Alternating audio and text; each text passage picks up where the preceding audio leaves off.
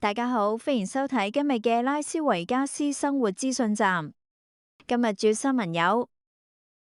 拉斯維加斯市長正式提議喺市中心起 NBA 球場正面競爭大道選址；一名造成致命車禍嘅司機喺判刑前夕突然被驅逐出境，引發受害者家屬強烈憤慨。同埋市中心 Downtown Grand 酒店因為拖欠9000萬美金貸款，依家已經進入咗破產接管程序。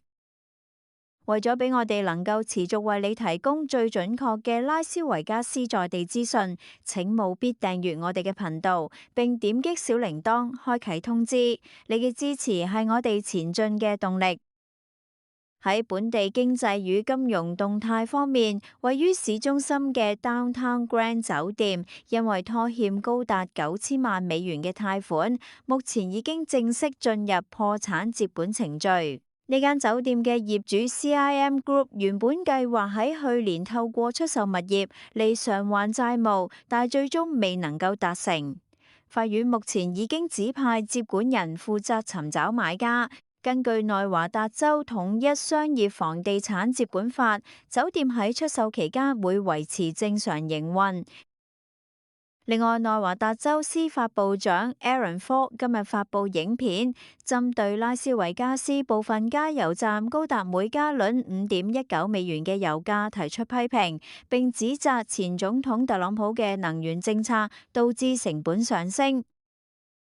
而根據內華達州就業、培訓同埋康復部 DETR 嘅最新報告，雖然本州失業率仍然處於5.3%嘅較高水平，但服務業同建築業喺第一季度嘅就業崗位仍然有所增長。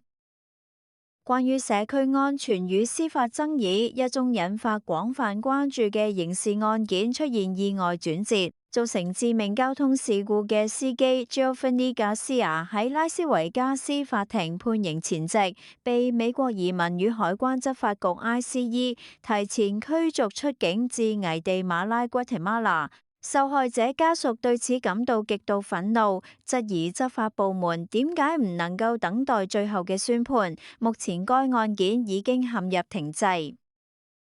與此同時，另一名海軍陸戰隊退伍軍人嘅妻子喺被捕數週後，亦都喺今個星期正式被驅逐出境，引發本地退伍軍人組織嘅抗議。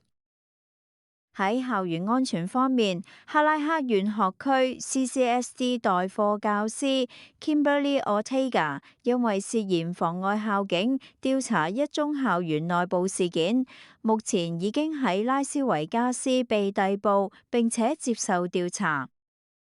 交通與緊急救援方面，內華達州交通部 NDOT 提醒駕駛人士，通往哈里里德國際機場 Harry Reid International Airport 嘅機場連接線 Airport Connector 上匝道，因為路面修復工程將會暫時關閉，建議大家透過 Paradise RD 或者係 Russell RD 繞道行駛。此外，拉斯維加斯大都會警察局搜救隊喺今日中午喺 Lone Mountain 東側成功救出2名墜落嘅徒步旅行者。由於地形險峻且氣溫上升，警方動用咗 AIR-3 直升機進行索降救援。喺西北部嘅西萊克米德大道 W Lake Mead B 路幾，警方喺一處機構查獲咗35隻受虐犬隻，並逮捕咗2名嫌疑人 John Johnston 同 Tabitha Barup。拉斯維加斯動物基金會 Animal Foundation 現正緊急呼籲社區居民領養，以緩解空間告急嘅壓力。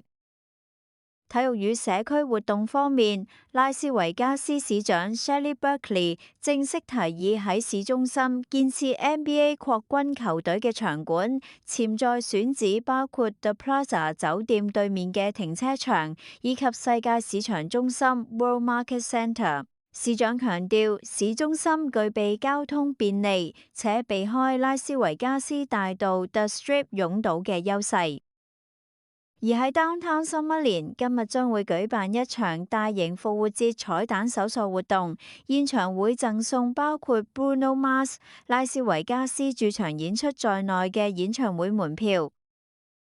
Fremont Street Experience 亦都宣布將會喺4月4號舉辦免費嘅90年代家庭派對，屆時將有 Deep Blue 芯片嘅現場表演。